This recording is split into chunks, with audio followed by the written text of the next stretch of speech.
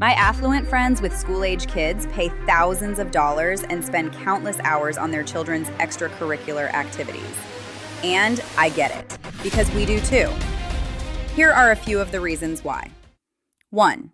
We can't help but want to give them every opportunity to try new things.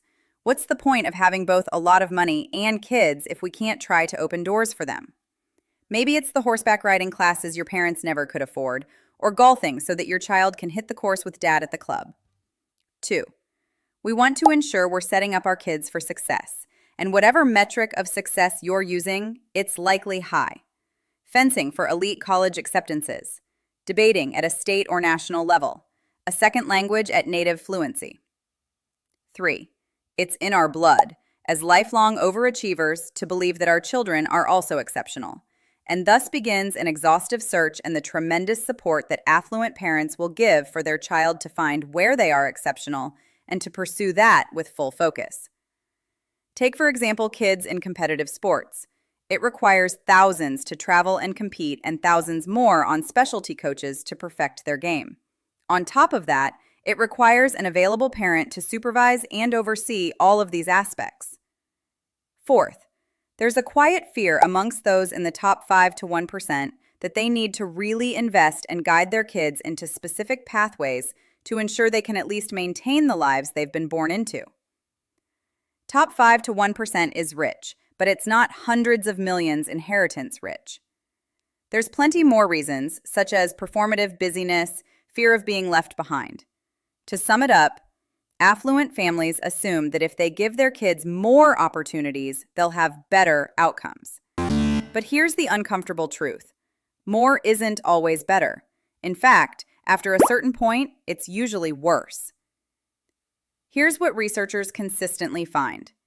Children who are overscheduled often perform no better academically than moderately involved peers, and are more likely to experience fatigue, anxiety, and even declining grades. I like to think about our investment in extracurriculars in terms of 3 kinds of ROI.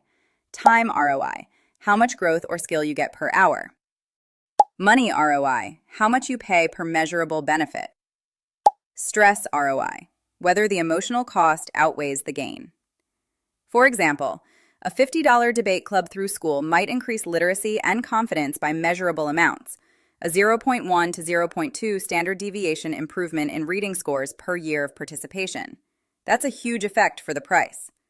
Compare that to a $4,000 travel soccer team that adds marginal fitness gains, a lot of family stress, and no clear academic benefit. Or private test prep tutoring, often thousands of dollars, that yields maybe a 20 to 30-point SAT improvement. Is that really moving the needle? The data says not much. Each new activity that a child participates in gives huge returns. Confidence, coordination, social skills, that's the steep part of the curve. But once your child is in 3, 4, 5 structured activities a week, you hit diminishing returns. The benefits level off, or even reverse, because the time you're spending on those extra hours is now crowding out something else, homework, downtime, or sleep. Sleep, by the way, has a stronger correlation with academic performance than almost any extracurricular. And for most of those activities, only the first few hours each week bring the steepest learning curve. After that, the curve flattens.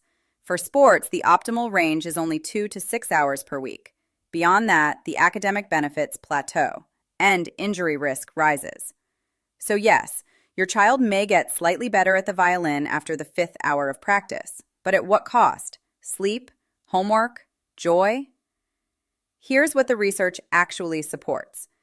2 to 6 hours per week in sports or arts. A few well-chosen activities pursued with consistency and leadership. Prioritizing programs that develop transferable skills, communication, resilience, teamwork, not just trophies. And perhaps most importantly, joy is an underrated metric. Children who enjoy their activities stay in them longer and achieve more. That's the hidden compounding effect, consistency born from internal motivation.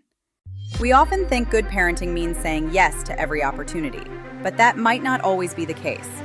In the next few videos, I will be giving specific research-backed data on when extracurriculars makes the most sense, which activities actually pay off, what elite colleges actually care about, and how to protect you and your children's sanity and well-being. If you're interested in those topics, be sure to like and subscribe.